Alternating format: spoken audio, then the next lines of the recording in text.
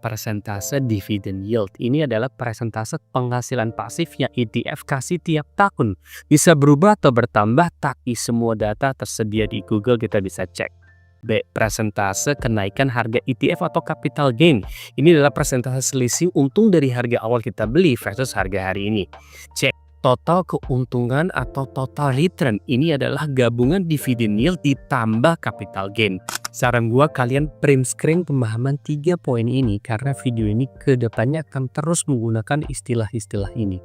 Lanjut ya, kalau nggak ngerti tanya di kolom komen aja. Saya jawab satu-satu biasanya insya Allah. Tapi jenis ETF apa yang harus dibeli? Oke, yang pertama JEPI, JP Morgan Equity Premium Income ETF. Dividen yieldnya 8,4% per tahun.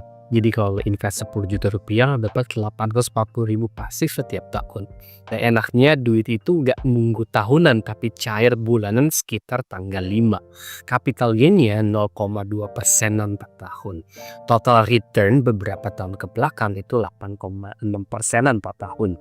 Isinya ETF JP adalah paket saham dari top 500 perusahaan di Amerika yang stabil plus strategis dan jual opsi buat nambah income. Kayak Nike, Walmart, dan Visa.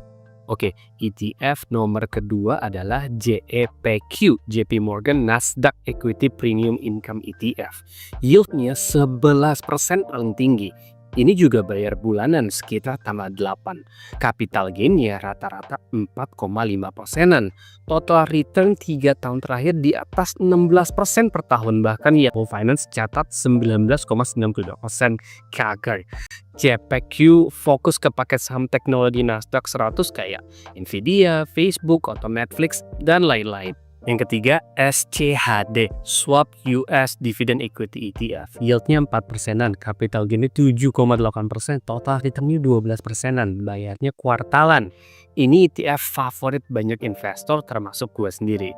Kenapa? Karena lo dapet dividen plus growth jangka panjang. Isi ETF ini brand gede yang udah lo kenal kayak Apple, Microsoft, Pfizer, jadi bukan perusahaan abal-abal. ETF keempat namanya VYM, Vanguard High Dividend Yield ETF. Yieldnya 2,6% tapi capital gainnya 11%-an, jadi total returnnya 13%-an. Bayarnya kuartalan juga, stabil banget, biayanya rendah, cocok buat pondasi. Ini kayak perusahaan Johnson & Johnson, P&G, dan ExxonMobil. Oh ya, cara beli investasi ETF dividen, tutorial step by stepnya ada di 2 video gue yang ini ya. Kelima, SPHD, Invesco S&P 500 High Dividend Low Volatility ETF. Yieldnya 3,5%. Capital gainnya 8%-an. Total returnnya 13,5%-an. Bayarnya bulanan sekitar tanggal 25. Ini spesialis defensif tahan banting kalau market lagi goyang. Ini pakai perusahaan kayak AT&T, Verizon, Walgreens. Tapi menariknya lagi, 5 ETF yang tadi gue sebutin itu biaya adminnya atau sebutannya expense ratio-nya kecil banget. Itu biaya pengelolaan ETF. Kisarannya dari 0,06% sampai 0,35%.